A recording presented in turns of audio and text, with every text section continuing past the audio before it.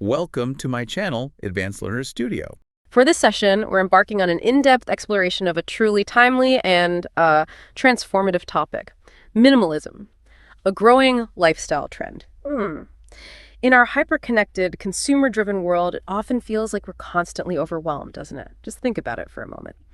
The relentless stream of notifications buzzing on our phones, closets overflowing with clothes we barely wear, the mental load of managing countless subscriptions, and that constant, almost exhausting pressure to keep up with everyone around us, both online and off. It's a lot to navigate, but what if there was another way? A powerful counter-narrative, a genuine breath of fresh air amidst all that digital and physical clutter. That's where minimalism steps in. At its core, it's about intentionally living with fewer possessions, fewer distractions, fewer commitments, all to create vital space for what truly matters in your life. It's not just some fleeting trend you might see pop up on your social media feed. It's a profound mindset shift, a deliberate choice to redefine what enough means. It's remarkable how pervasive this philosophy has become, truly weaving its way into nearly every aspect of our modern existence. Far from merely decluttering a closet, it's a foundational approach that influences how we design our homes, how we strategically navigate our careers, and even how we thoughtfully manage our digital interactions. The essence here is being exceptionally deliberate in what we permit into our lives. Understanding that every item, every commitment, every notification carries a cost, whether it's financial, emotional, or, in terms of our precious time. That's a powerful way to frame it, and that's precisely what we're going to unravel today. We'll journey through minimalism's surprisingly rich historical roots, uncover why it's experiencing such a significant surge in popularity right now in 2025. Consider its diverse global interpretations, delve into its incredible science-backed benefits, show practical steps to help you get started on your own journey, and even candidly look at some of its challenges and its fascinating future trajectory. So let's truly unpack this intriguing way of life and discover how less can genuinely be so much more for you.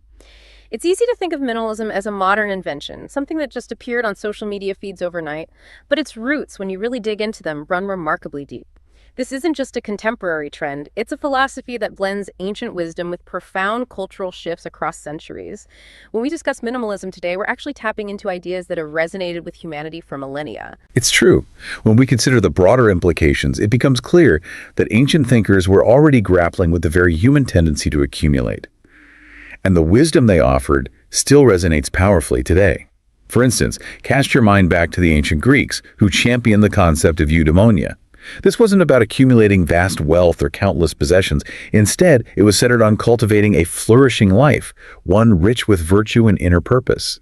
It emphasized inner fulfillment and living authentically, standing in stark contrast to an endless, often unsatisfying pursuit of external goods. It truly flips the script on what happiness entails. So it's about inner richness, not outer stuff. Exactly. Then you have Epicurus, who advocated for what he termed modest pleasures. His philosophy wasn't about asceticism, but about finding true contentment and tranquility in simple things. A good conversation, a healthy meal, the comfort of friendship, rather than a constant exhausting indulgence in luxury. He suggested that appreciating what you already had brought far more lasting joy than perpetually chasing the next big thing. That feels very relevant today, doesn't it? Absolutely. And the Stoics, with figures like Seneca, explicitly warned against the inherent traps and burdens of wealth and excessive material attachment. They emphasized inner tranquility and resilience, pointing out that too many external possessions could actually become a significant source of anxiety, requiring constant management, protection, and ultimately undermining our peace of mind. Their teachings were clear. True security wasn't found in what you owned, but in your inner state and your ability to be content with little. It's astounding how those philosophies from so long ago echo so clearly in our present-day conversations.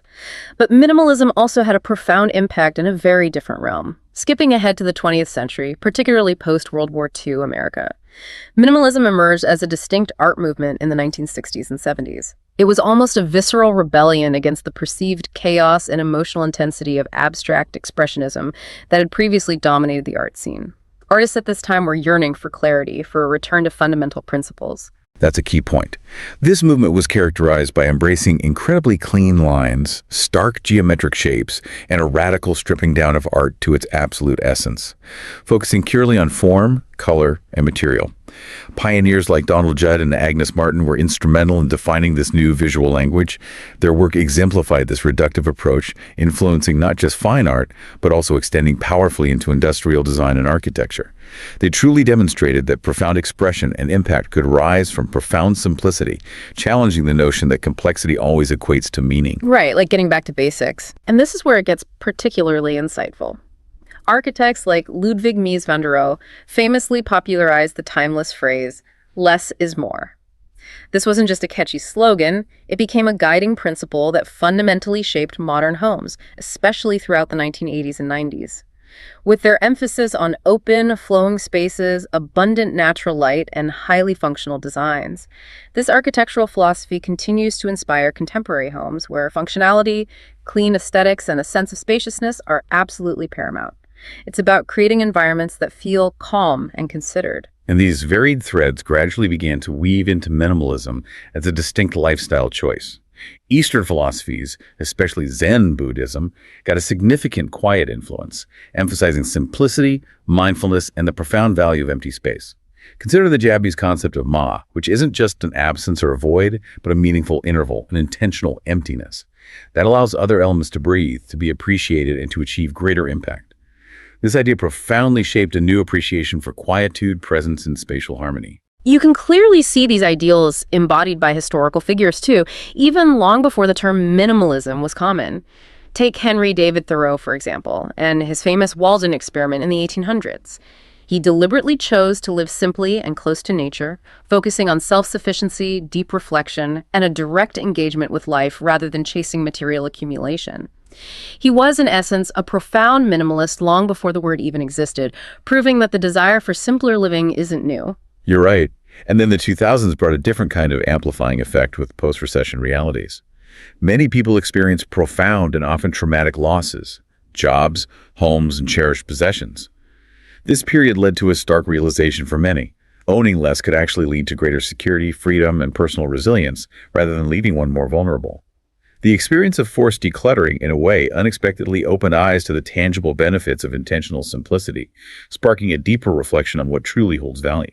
So it's abundantly clear that minimalism has deep, diverse roots, spanning philosophical traditions and artistic movements. And today, it's evolved into a truly global phenomenon, blending these historical threads with increasingly urgent modern concerns like environmental sustainability. It's no longer just an aesthetic or a personal preference. In fact, as of 2025, we're seeing voluntary minimalism and what's being termed low desire living on a significant rise among younger generations.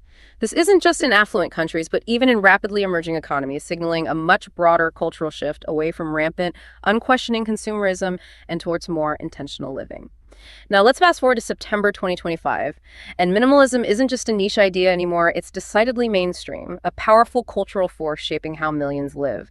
To give you a clear idea of the scale, the global minimalist lifestyle products market was valued at a staggering USD 10 billion in 2024 alone, and is projected to grow at a robust 10% compound annual growth rate all the way through 2030.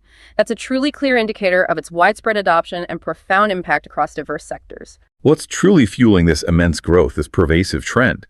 Well, economic imperatives are certainly a primary, undeniable factor.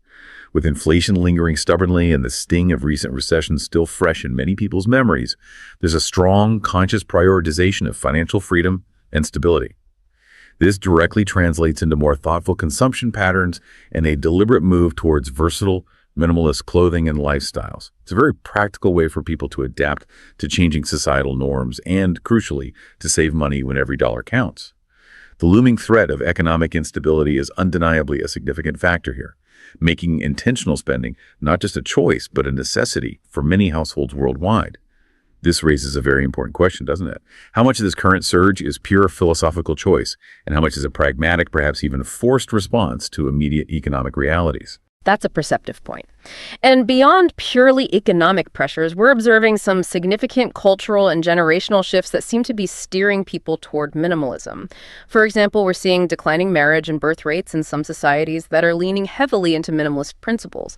This can be interpreted as a reflection of an increased focus on individual fulfillment, personal growth, and experiences. Rather than strictly adhering to traditional milestones or accumulating the material possessions often associated with them, like large family homes or extensive wardrobes, it's a profound reevaluation of what a good life truly means on a personal level. And Gen Z is really at the forefront of driving much of this cultural redefinition. Over half of Gen Z individuals express a keen interest in digital detox and adopting minimalist practices. They're often seen as actively rejecting the traditional hustle culture, that relentless drive for professional accumulation in favor of what's being termed career minimalism. This isn't about giving up ambition.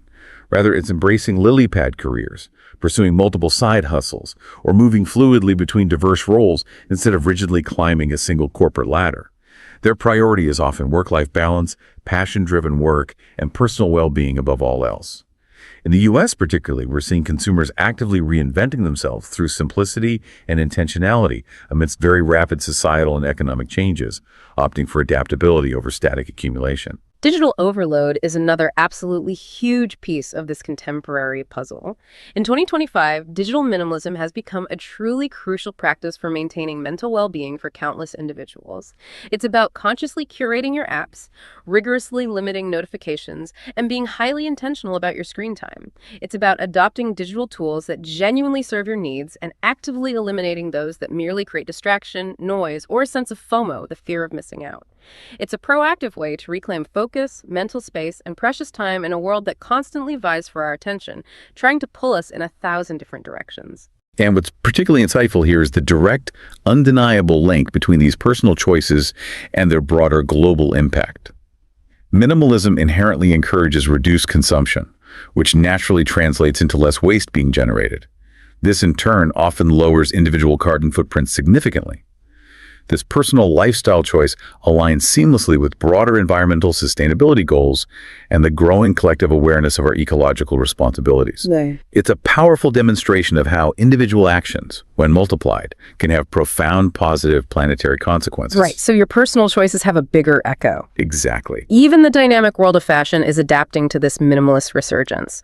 We're seeing a clear return to timeless, more classic minimalist styles, but with sophisticated modern twists. It's moving beyond the stark, almost sterile white spaces and severe lines of earlier minimalist aesthetics towards warmer, more grounded color palettes and natural textures. Think ultimate comfort, incredible versatility, and enduring style that transcends fleeting trends, focusing on pieces that truly last and offer multiple styling options. Looking at the bigger picture, as one trend observer articulated, minimalism is truly one of the top 10 lifestyle shifts fundamentally shaping 2025. People are actively seeking clarity, control, and calm in what often feels like an increasingly chaotic and demanding world. We're also witnessing a rise in phenomena like no-buy years, where individuals commit to purchasing only absolute necessities for an entire year, and the adoption of micro-habits that consistently reduce consumption, like a daily 10-minute declutter. These are very practical, direct responses to the immense consumption pressures that our society often places upon us, allowing individuals to push back and regain agency. Okay, so it's really gaining momentum. Now let's broaden our lens and talk about global interpretations. Minimalism isn't confined to a single culture or region, is it? It's truly a global conversation, though its expression and underlying motivations can vary significantly depending on where you are in the world. It's a fascinating tapestry of shared principles and unique cultural applications. That's a crucial distinction. The manifestation of minimalism differs considerably. In more affluent economies, for example, places like the US, Canada, and Western Europe, embracing minimalism is very often a voluntary choice. It's driven by a conscious desire for mental clarity, a sense of personal freedom from the burdens of material possessions, and a deliberate escape from the overwhelming demands of rampant consumerism. It's an active decision to step back from the more is better mentality and reevaluate personal values. So, kind of a reaction to having too much. In many ways, yes. However, in many emerging markets, minimalism often blends seamlessly with existing cultural traditions of frugality and what's been termed low-desire living. Here, younger generations are frequently opting out of hyperconsumerism, but their motivations are often rooted in a desire to focus on experiences, strengthen essential community ties, and foster personal growth rather than accumulating material possessions. It's a natural inclination toward living meaningfully within their existing means, often reinforced by a collective understanding of resourcefulness and communal support. That cultural tapestry is really quite fascinating in its nuances. In Japan, for instance, minimalism draws deeply from centuries of Zen philosophy and aesthetics. It incorporates the concept of ma, which, as we touched on earlier, isn't just an empty space, but a meaningful, intentional void between elements, allowing for contemplation and heightened appreciation of what is present.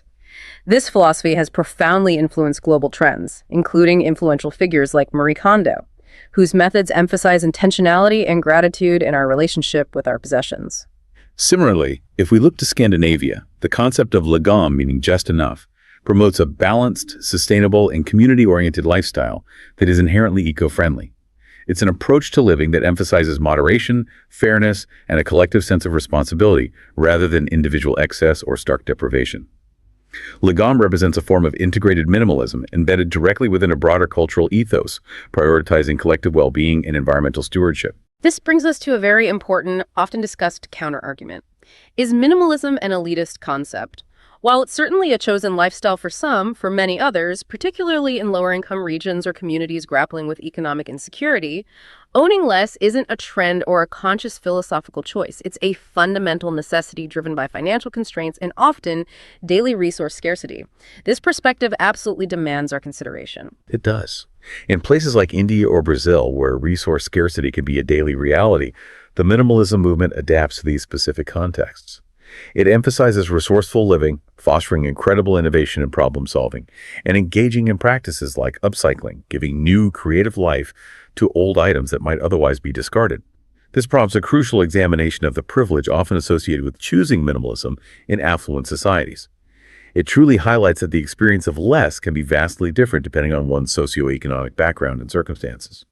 However, it also becomes a universal tool as urbanization continues globally, shaping trends like tiny homes and shared economies as practical ways to navigate modern life and resource limitations in increasingly dense urban environments. Right, necessity versus choice. And it's equally important to acknowledge that not everyone fully embraces the hype around minimalism. Some critics argue that in certain ways it has failed as a widespread anti-consumerist movement. Instead of fundamentally shifting societal consumption habits on a grand scale, it has, in certain instances, morphed into a commercialized aesthetic.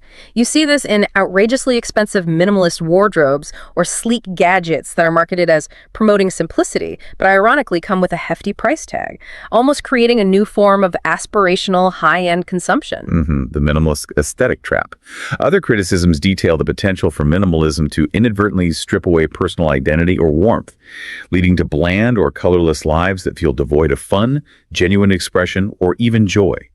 For families, especially those with children who inevitably accumulate toys and gear, or for individuals experiencing poverty, owning less can mean vulnerability and struggle, not freedom or choice. Imagine a situation where less means truly lacking basic necessities like warm clothing or a comfortable bed. That's a profoundly valid point, and it highlights that context truly is everything. Makes me wonder, given these powerful criticisms, is there a risk that minimalism could become almost self-defeating, that in trying to simplify, we complicate or even exclude? It's a crucial question, and absolutely, that risk exists if it's approached dogmatically. If minimalism becomes a rigid set of rules or another aspiration to purchase, then yes, it misses its mark entirely. The important takeaway is that while it faces legitimate challenges, its enduring legacy lies in encouraging intentionality and mindful consumption. It's not about following a strict one-size-fits-all dogma. It's about adapting it personally. Minimalism doesn't need to be extreme to be remarkably effective and beneficial. It's about finding your personal just enough, not some arbitrary, externally imposed ideal of less. It's about empowering your choices, not restricting them. Okay, that makes sense. We've talked a lot about the inner experience and the philosophical side, but how does this translate into the visible world around us? I'm particularly curious about how minimalism is continually evolving in areas like design and fashion, constantly finding new ways to express its core principles visually. That's a fantastic question, because design and fashion are really visible barometers of cultural change. In 2025, the design updates are quite telling. We're seeing a clear, pronounced shift away from those stark, often cold, almost laboratory-like white spaces that used to define early minimalist interiors. Instead, there's a strong embrace of what's being called warm minimalism. This aesthetic intentionally incorporates earthy tones, think deep olives, terracotta, muted blues, warm grays alongside natural materials like blonde wood, rough-hewn stone, linen, and organic cotton. Functional art is also key. The goal here is to simplify without sterilizing, to create welcoming, serene, and clutter-free spaces that still feel incredibly inviting, personal, and profoundly lived in, fostering a sense of calm and comfort. So it's about adding texture and warmth without adding clutter. And in fashion, how does this translate? Are we all just wearing gray turtlenecks now? Not quite. While the timelessness of a great gray piece definitely endures, in fashion, it's all about quality over quantity. This means consciously investing in fewer but higher standard pieces that are meticulously built to last, rather than constantly buying into fast fashion trends that quickly fall apart or go out of style. Think about creating versatile capsule wardrobes, a curated selection of garments that can be mixed and matched effortlessly, offering comfort, incredible versatility, and an enduring style that transcends seasons. We're seeing designers focusing on modular collections, where a few carefully chosen items can create dozens of different outfits. It's almost a quiet rebellion against the disposability of consumer culture, prioritizing craftsmanship and longevity while still allowing for individual flair through strategic, bold accents. So it's about making deliberate choices, not just in what we buy, but in how long we expect to keep it and how versatile it is. That really echoes the core philosophy. Absolutely, and this extends to architecture as well. Modern minimalist houses are increasingly focused on sustainable, space-efficient designs. They prioritize abundant natural light, multifunctional spaces that adapt to various needs throughout the day, and a harmonious relationship with their surrounding environment, often incorporating elements of nature. It's truly fascinating how these aesthetic evolutions keep the principle of less is more perpetually fresh and relevant across such diverse mediums, demonstrating its incredible adaptability and enduring power. And from our physical spaces, let's shift our focus to something equally, if not more, cluttered for many of us in 2025, our digital lives. In our screen-saturated era, digital minimalism has truly become a lifeline for countless individuals. It's a crucial practice for maintaining mental well-being and focus in a world that constantly demands our attention. Its essence is about curating your online life with the same meticulous intentionality you would your physical space. This means having fewer apps that serve genuinely useful purposes, engaging and intentional rather than mindless scrolling through feeds, and ensuring that technology truly serves you rather than inadvertently enslaving you. Tools like app blockers, notification filters, and regular digital declutters, where you prune your digital subscriptions, files, and photos, are becoming indispensable. They help individuals reclaim their focus, reduce anxiety from constant connectivity, and ultimately free up precious cognitive bandwidth. This is particularly relevant for modern lifestyles, especially as remote workers and digital nomads become increasingly prevalent globally. This facet of minimalism promotes a profound sense of freedom. By owning less digitally, by consciously streamlining your online presence and the tools you use, you free up immense mental bandwidth. This allows you to live more analogously, to engage more fully with the physical world, your immediate surroundings, and the people in your life, rather than being constantly tethered to a screen. Getting back control. And its importance is only underscored in 2025, given the amplifying distractions from emerging technologies like advanced AI-driven content feeds, hyper-personalized advertising, and increasingly immersive VR experiences. These new technologies have the potential to further fragment our attention and blur the lines between the real and virtual, making digital minimalism an even more critical practice for personal well-being. This raises a very important question.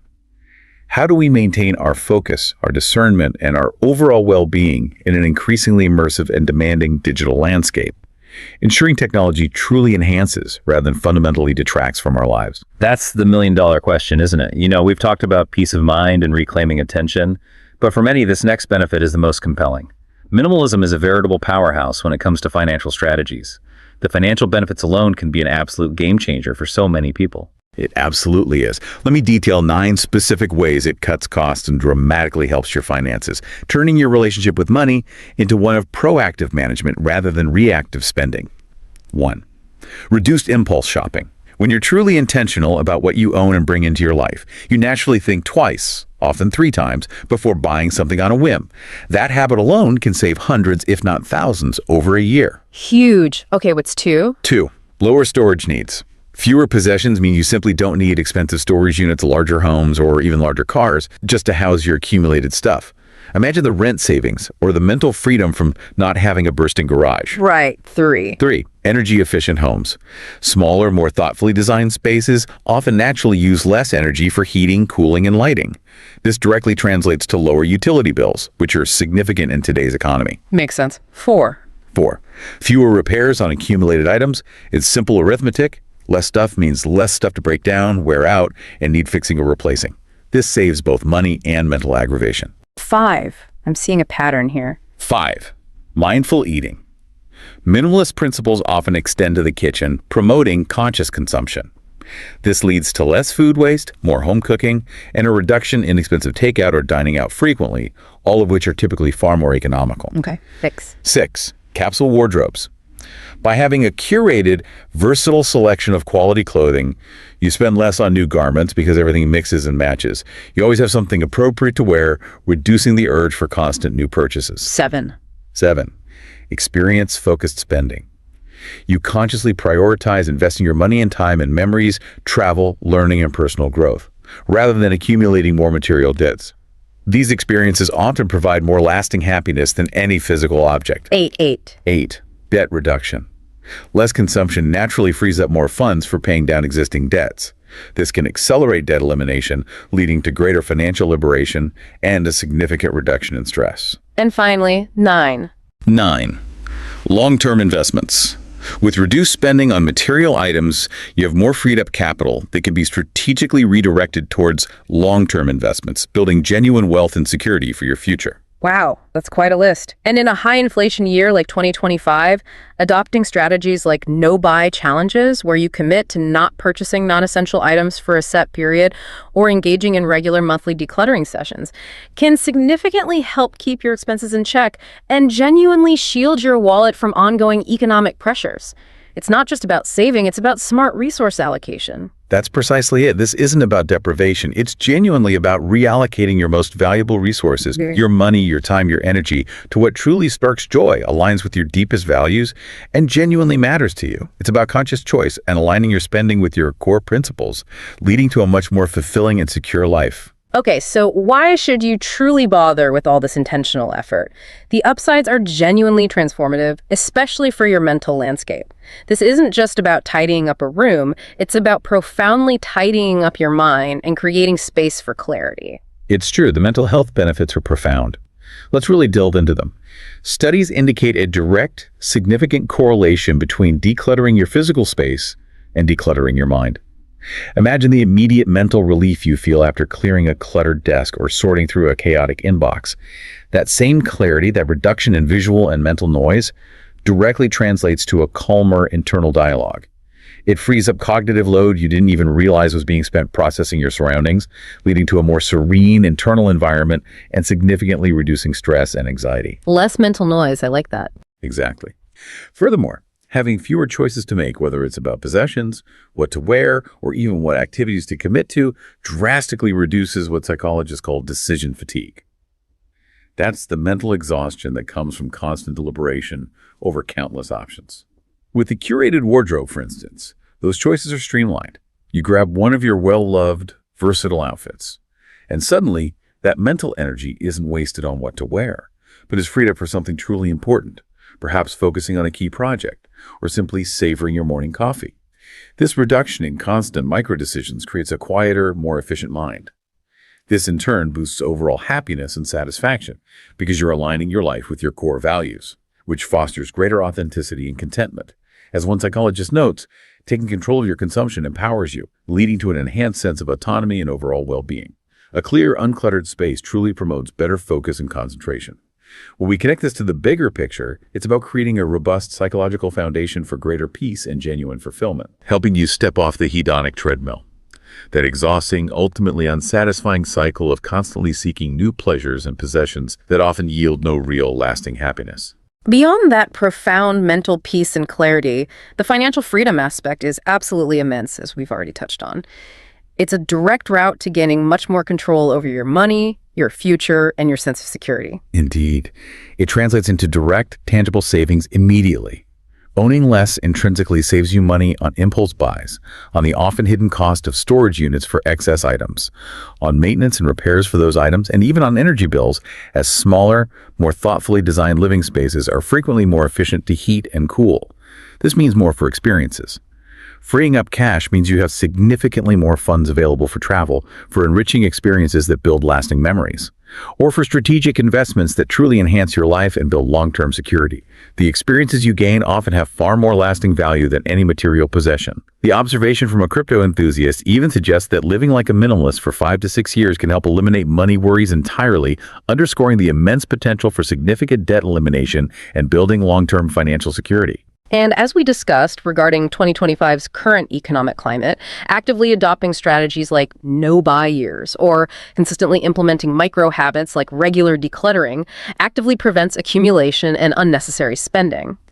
These are powerful strategies for safeguarding your financial future and building resilience. Beyond the intensely personal and financial benefits, there are significant ripple effects that benefit both you and the planet, truly connecting your individual choices to a larger good. Absolutely. One highly noticeable benefit is that productivity soars when you embrace minimalist principles. A tidy, minimalist space naturally fosters a tidy, more focused mind, which directly leads to sharpened concentration and increased efficiency in your work and daily tasks. It also subtly encourages the development of better, more mindful habits, such as consistent exercise, adequate sleep, and healthier eating. These habits further reduce overall stress and significantly boost your cognitive function and overall output. It's a virtuous cycle. And the environmental impact is quite clear and direct. Less consumption inherently translates to less waste being generated.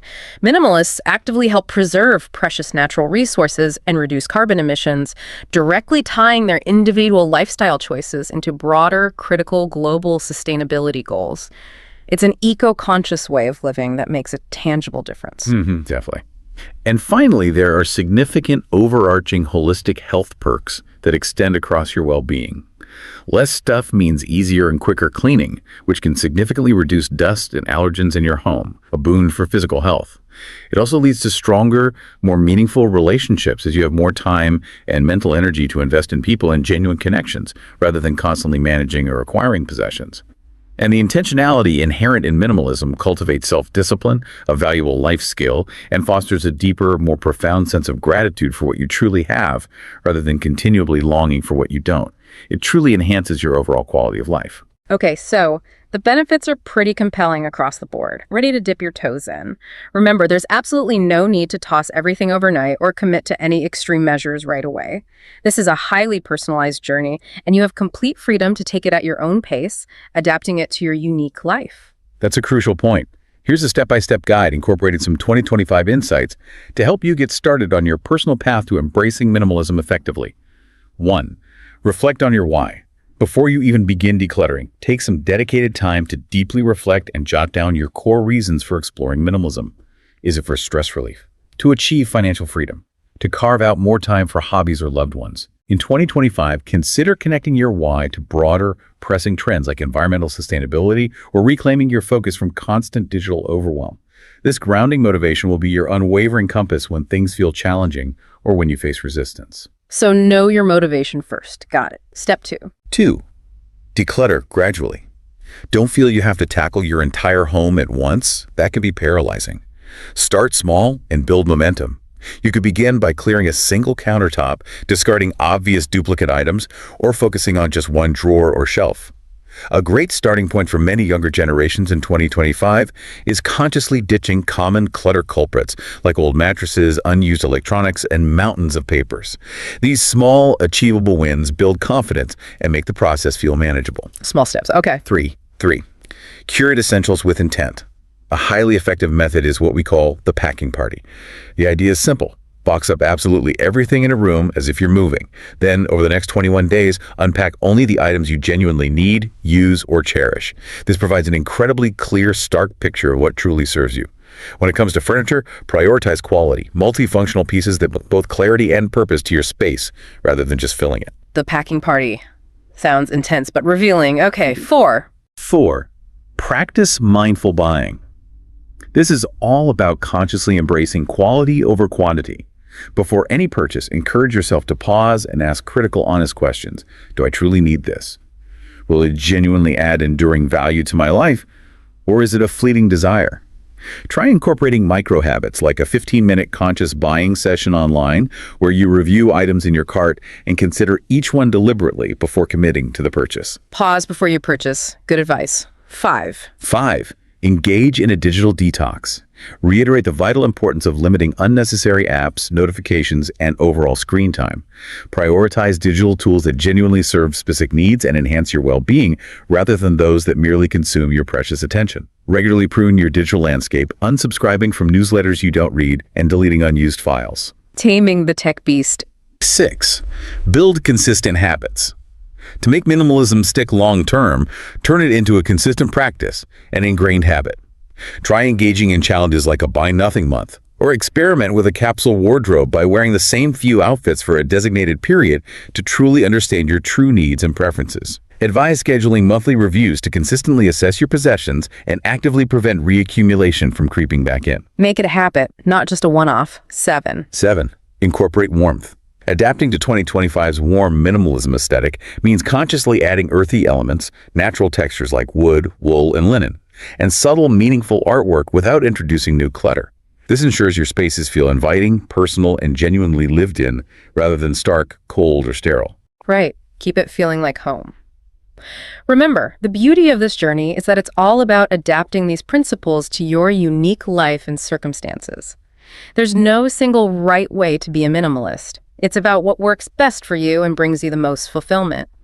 And while the journey to minimalism often promises serenity and profound benefits, it's also important to acknowledge that it's not all serene vibes and decluttered bliss.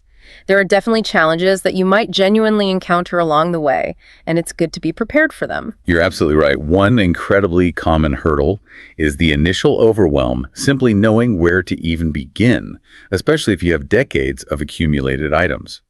Another challenge is facing resistance from family members or housemates who may not share your vision or understand your intentions. Then there's this significant emotional challenge of letting go of sentimental items or gifts. These objects often hold deep memories and emotional weight, making them incredibly difficult to release. That emotional attachment piece is huge, isn't it? It really is. Another real risk is the potential for minimalism to backfire into obsession or unhealthy restriction. Becoming overly focused on less can paradoxically lead to feelings of deprivation, anxiety over every single purchase, or, ironically, limit your genuine self-expression. Some personal stories reflect this, with individuals noting it kept them living too small for far longer than necessary, agonizing over even small, useful purchases. So finding that balance is key. Precisely. Social pressures are also very real and can be quite taxing. Friends or family might genuinely question your boring choices or perceived lack of possessions, leading to uncomfortable conversations. And there's always the underlying anxiety of potentially needing a discarded item later, especially if your financial security feels tenuous. It's also crucial to acknowledge that minimalism is not, and never claims to be, a cure-all. It won't fix deep-seated issues like grief, complex personal problems, or mental health struggles on its own. Finally, the critique that, as a trend, it can sometimes appear elitist or potentially unsustainable for everyone long-term is something to consider critically, ensuring the movement remains inclusive and adaptable. Those are all incredibly important points to consider as you embark on this path. The key, then, is to start slow, communicate openly and empathetically with loved ones about your intentions, and always remember that the ultimate goal is not deprivation, but abundance in what truly matters to you. It's also vital to balance simplicity with personal expression and comfort to avoid creating a bland or uninspired living space. Your home should feel like your sanctuary. Now, nothing illustrates the transformative power of this approach quite like hearing from real people who are actively living it. Their stories and perspectives truly bring the concept to life in a way that abstract ideas sometimes can't. They certainly do. We see a rich mosaic of inspiring anecdotes and varied perspectives that highlight the practical, emotional, and even surprising outcomes of embracing minimalism. For example, one individual, reflecting on the 2008 recession, shared how minimalism was instrumental in helping them own their home outright. They consciously prioritized location and financial freedom over accumulating excess possessions, attested to the profound financial liberation it can offer during challenging times. Wow, that's powerful. On the flip side, we have a wonderfully candid cautionary tale from another individual who warned against taking it too far, saying it kept me living very small way longer than necessary. And they found new peace in not having to agonize over every small purchase. This powerfully highlights the importance of balance and ensuring that minimalism genuinely serves you, not the other way around. It's a reminder that it's a tool, not a dogma. Finding your right level. Exactly. A founder shared a really powerful insight. Owning less gives you more freedom. clarity, and focus. This perfectly captures the mental benefits succinctly and shows how it can directly impact entrepreneurial success. We also see a beautiful sentiment from a Portuguese post urging, simplify your days, detach from what weighs you down, have less, live more. This encapsulates the core philosophy of prioritizing experience and presence over material accumulation. Have less, live more. Simple but profound. Very much so. The wisdom of aging gracefully also comes into play, as one person reflected. The older I get, the more I value minimalism, quiet time, lots of sleep. This speaks to a natural shifting of priorities as one matures, where inner peace and essential needs take precedence over external distractions. In fashion, the wisdom is clear. Quality over quantity in clothing. Less pieces, higher standards. This highlights the practical, sustainable, and empowering aspect of making thoughtful wardrobe choices. Even a trading professional noted, nothing works better than moving in the direction of minimalism, suggesting its benefits extend even to high-pressure professions where mental clarity is paramount. Interesting application there. We also heard from a wellness coach who shared her personal journey to finding greater peace through simplifying her life, emphasizing the holistic benefits that radiate across mental and physical well-being. And then there's the bold claim from a crypto enthusiast. Living like a minimalist for 5-6 years can put you where money is no longer a worry. While a strong statement, it underscores the potential for profound financial transformation when consumption is meticulously controlled. Quite a claim. Indeed. Ultimately, a powerful summary from many voices resonates. Minimalism is not about having less. It's about making room for more of what matters. And real estate professionals consistently confirm the enduring power of less is more in design, not just aesthetically, but to genuinely simplify and enhance daily life, making spaces more appealing and functional for homeowners and buyers alike. These snippets really underscore both the profound transformative power of minimalism and its essential nuances, showing it's a deeply personal journey with incredibly varied, yet often universally beneficial outcomes. So as we look to the horizon, what does the road ahead look like for this lifestyle? By 2030, we can anticipate some truly intriguing developments and a deeper, more integrated evolution of the minimalist movement, further solidifying its place in modern society. Indeed. One major trend we fully anticipate is even deeper tech integration. This could manifest as sophisticated AI-curated wardrobes that intelligently suggest outfits based on your existing minimalist collection, minimizing decision fatigue. We might also see smart homes designed to intelligently optimize space, automate routine tasks, and minimize friction in daily living through seamless technology integration. Technology, paradoxically, will likely become an even greater ally in maintaining a simplified, focused life. Using tech to simplify. Interesting. What else? We'll also see amplified sustainability continue to gain momentum. There will be an even stronger, more urgent emphasis on circular economies and eco-minimalism, where every aspect of consumption is deeply intertwined with environmental responsibility. This means prioritizing repairing items over replacing them, ensuring responsible recycling, and making deliberate choices for products with minimal ecological impact, making every purchase a conscious, planet-friendly decision. So minimalism and eco-consciousness becoming even more linked. Absolutely. Career evolution will also continue to be shaped by Gen Z's career minimalism. This generation is poised to fundamentally reshape the professional landscape, consistently prioritizing work-life balance, mental well-being, and meaningful, purpose-driven work over relentless burnout and the traditional corporate grind. Their influence will make flexible, value-driven work environments and diversified lily-pad careers far more commonplace and accepted. The future of work looks different. It does. And finally, with urban living continuing its global rise and cities becoming denser, expect to see a boom in innovative solutions like tiny homes, micro-apartments, and communal living arrangements. These models will leverage minimalist principles to adapt to dense urban environments, offering practical, affordable, and sustainable ways to live in increasingly crowded metropolitan areas. Adapting to city life. However, as with any powerful trend, there are also potential pitfalls to watch out for as minimalism continues to evolve. Absolutely. The primary risk is the insidious commercialization of minimalism.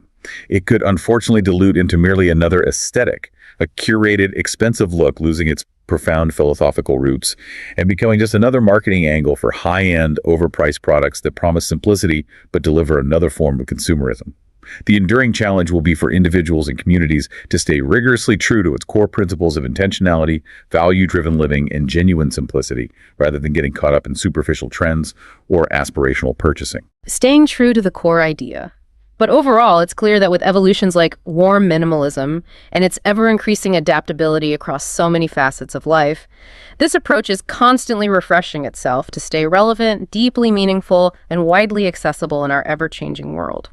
If we truly connect this to the bigger picture, minimalism at its very heart isn't about stark, empty rooms or deprivation. It's genuinely about cultivating a life that feels full and rich with purpose, vibrant with meaningful experiences, and truly aligned with your deepest values, all by intentionally clearing away what doesn't serve you and actively making room for what truly does. In our often cluttered 2025 world, embracing less can feel like a radical, empowering act of reclaiming control over your most precious resources, your time, your finances, and your mental space. If you've been feeling overwhelmed by the sheer volume of stuff, whether it's physical possessions or digital noise, perhaps starting small with some of these ideas could open doors you never imagined. What stands out to you most about this deep dive today? How might creating more space in your life, whether physical or digital, create room for something truly extraordinary and unexpected for you? Until next time, live simply, live boldly, and keep seeking clarity. And if you enjoyed this discussion and found value in our exploration, please make sure to like, share, and subscribe to the Learn English Lab YouTube channel. Your support helps us bring you more in-depth deep dives. Welcome to the Deep Dive. Today we're exploring something that, honestly, feels like a necessary antidote to life in 2025.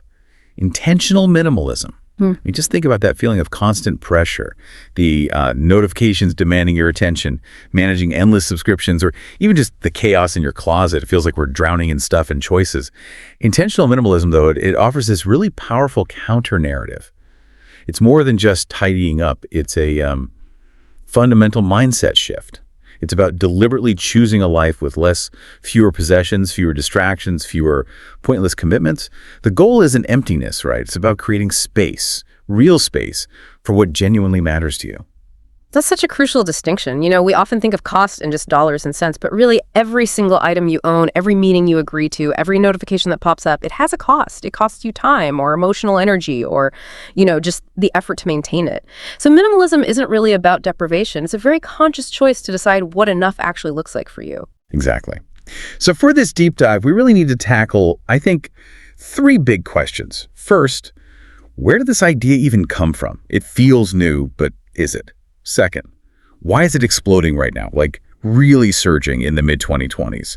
And maybe most importantly, how can you actually start applying these ideas in your own life starting today? Let's dig in. Yeah, it's easy to think of minimalism as just, a modern trend, maybe something from the last decade or two. But when you look at the source material, this idea of intentional simplicity, it's actually woven deep into history. It's really a mix of ancient wisdom and some pretty major cultural shifts over time. Okay, so we're tracing it back, like the philosophical roots. Where's the starting point? Well, a good place to start is ancient Greece. Specifically, this concept they called eudaimonia. It wasn't about happiness like we think of it today, like fleeting pleasure. It was about cultivating a truly flourishing life, one rich with virtue, with meaning. It stood in stark contrast to just piling up external goods. The focus was internal. So eudaimonia. Yeah. It's basically prioritizing who you are over what you have. Self-improvement over stuff. Exactly. And Epicurus, another Greek philosopher, he kind of built on that. He argued for finding joy in modest pleasures, in simple things, good conversation, real friendship, tranquility. He really understood that appreciating what you already have brings a deeper, more lasting satisfaction than constantly chasing the next purchase. And you absolutely have to mention the Stoics. People like Seneca, they were very direct about it. They warned that getting too attached to material things, chasing excessive wealth, it just becomes a burden. It actually fosters anxiety, undermines your peace of mind.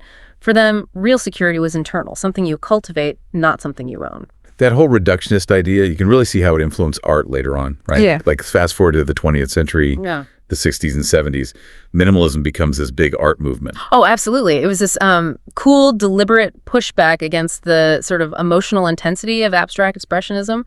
Artists like Donald Judd, Agnes Martin, they stripped art right down to its bare essence, focused purely on form, on the materials themselves.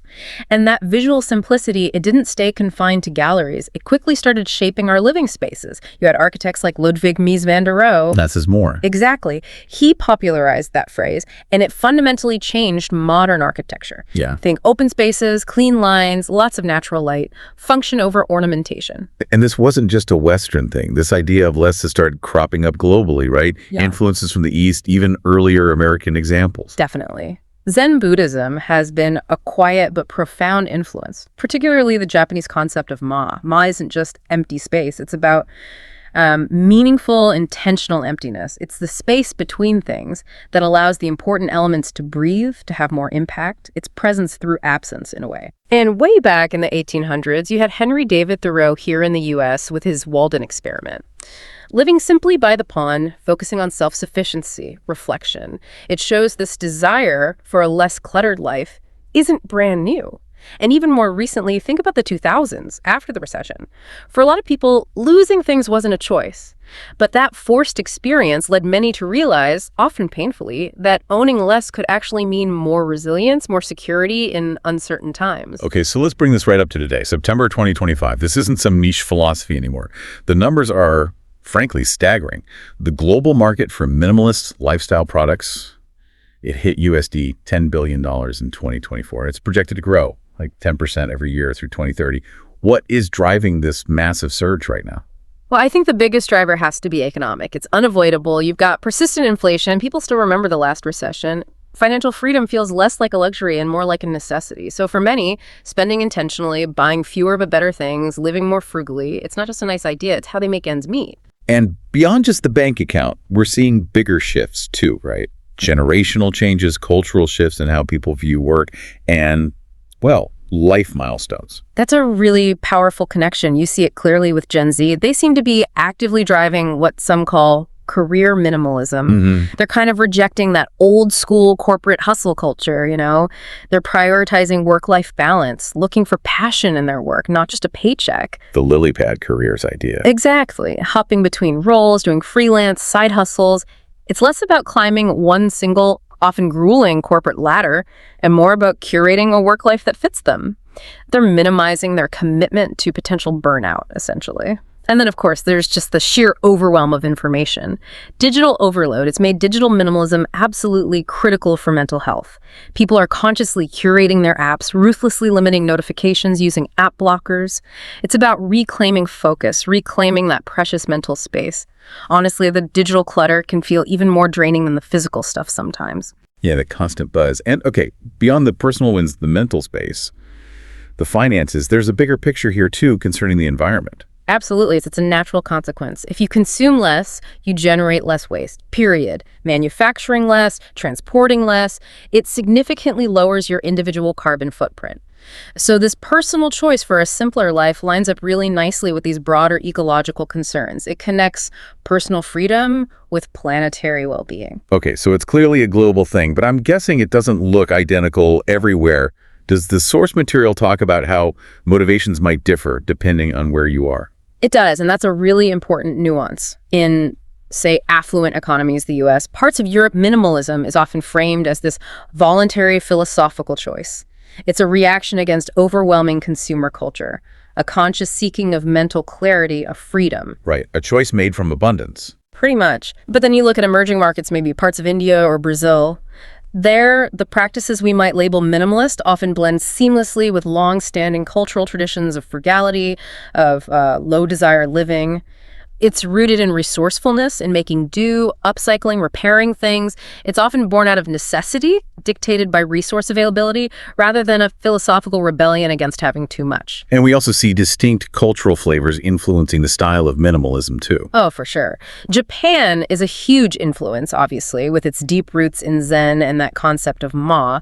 You see it in figures like Marie Kondo that focus on intentionality, on what sparks joy.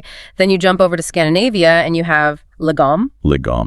Which means Roughly, just enough. Not too much, not too little. It Yeah. promotes this balanced, sustainable way of living. It's often quite community-oriented, prioritizing moderation and collective well-being over, say, extreme individual optimization. It's less stark, perhaps. Okay, but before we get carried away with all the positives, we need to address the critiques, because this movement isn't without its issues. What's the biggest pushback that comes up in the sources? I think the critique around elitism is probably the most significant, and it's one we really have to take seriously. For millions of people, owning very little isn't a lifestyle choice they've curated. It's just poverty. It's resource scarcity. So when minimalism gets presented purely as this enlightened philosophical pursuit, it risks completely ignoring or even erasing the lived reality of people facing economic hardship. Yeah, that's a really uncomfortable truth. And I'm also struck by what you might call the aesthetic trap. I mean, think about the classic minimalist advice: buy fewer, high-quality, durable items, like a capsule wardrobe. That stuff is often incredibly expensive up front, isn't it? Doesn't that immediately create a barrier? That's a central part of the critique.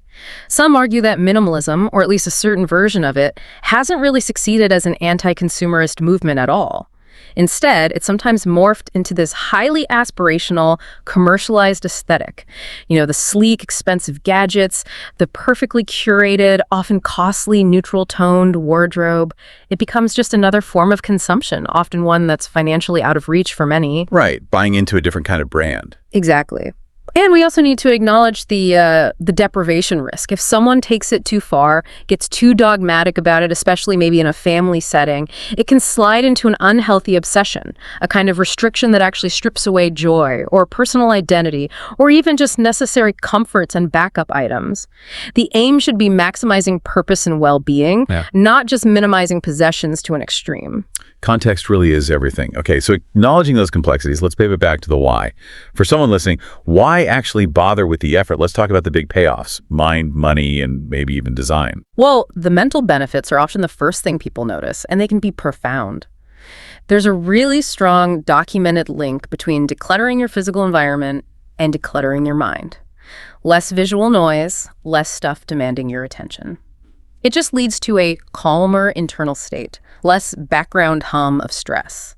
And that idea of decision fatigue seems especially relevant here. Oh, it's huge. Think about how much mental energy we spend every day just deciding things: what to wear, what to buy, what to deal with next from that pile of stuff.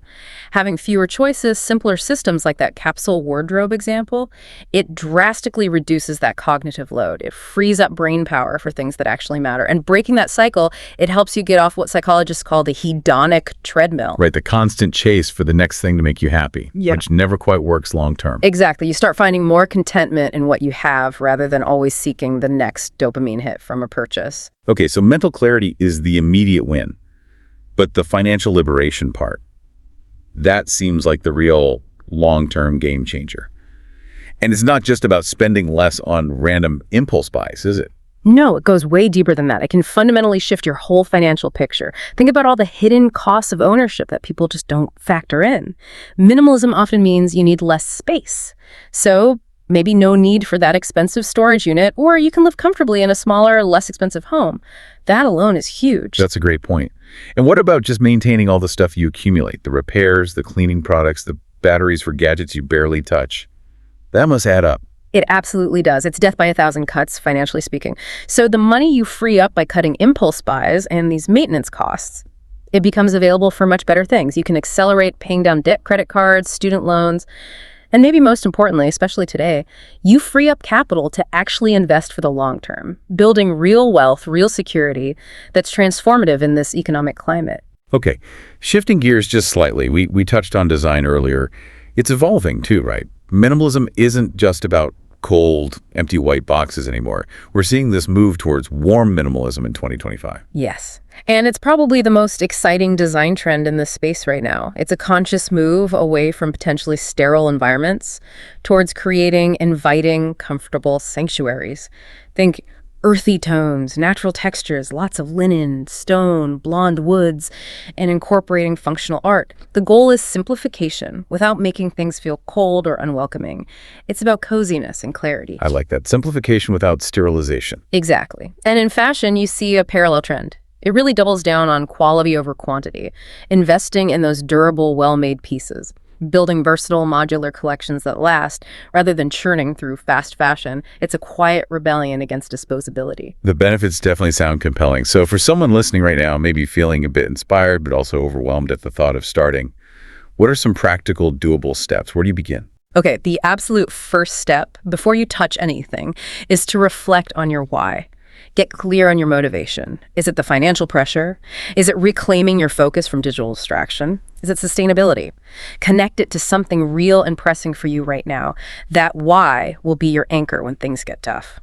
Okay, find your anchor, then what? Then declutter gradually. Please don't try to do the whole house in a weekend. You'll burn out. Start small. Seriously small. One drawer. One countertop. Maybe tackle some common clutter culprits first, old electronics you never use, that stack of magazines, maybe even that ancient mattress in the spare room. Get some quick wins to build momentum. You mentioned a method earlier, something called the packing party.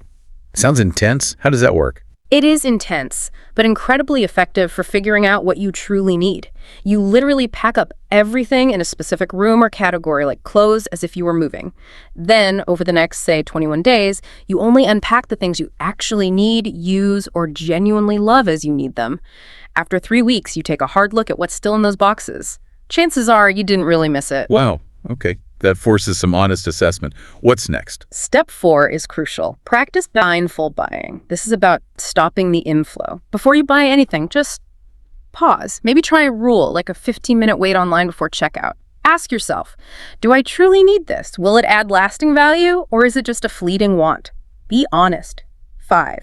Don't forget the digital world. Engage in a digital detox. Be ruthless. Delete apps you don't use. Turn off almost all notifications. Unsubscribe from email lists. Clean up your digital files. Reclaim that mental bandwidth that's just leaking away online. That digital clutter is insidious. Okay, so declutter, buy mindfully. How do you make it stick? Prevent the creep back. Right. That's step 6. Build consistent habits. This isn't a one-time project. Maybe try a Buy Nothing Month challenge, or schedule a quick 30-minute declutter session once a month. Make maintenance routine. And finally, step 7. As you curate your space consciously, incorporate warmth. Remember that warm minimalism trend. Use those natural textures, maybe some plants, a piece of art you love. Make sure your simpler space still feels like home, like a sanctuary, not a sterile holding cell. That feels like a really balanced approach. So the big takeaway here, it seems, isn't that minimalism is about loss or doing without. It's actually a tool, right? A tool to create a life that feels fuller, richer with purpose, precisely because you've intentionally cleared away the things that distract from that purpose. Beautifully put. And looking even further ahead, say towards 2030, we can see trends emerging from this. Expect deeper tech integration, maybe AI helping curate capsule wardrobes, smart homes optimizing space based on actual use. And the rise of eco-minimalism will likely intensify too. Much more focus on circular economies, repairing, sharing, borrowing, moving radically away from the replace everything model. But the big caution, the pitfall we always need to watch out for is that commercialization risk we talked about. The danger is minimalism just becoming another expensive look, losing its philosophical soul, its focus on deep intentionality. So in a world that feels increasingly chaotic, increasingly demanding, maybe embracing less isn't just about tidying up. Maybe it's a radical act. An act of reclaiming control over your most valuable resources, your time, your money, and your mental space. So the question we'll leave you with is this. How might creating more space in your life, physical space, digital space, mental space, how might that create room for something truly extraordinary, maybe even unexpected, to emerge for you? That's something to think about.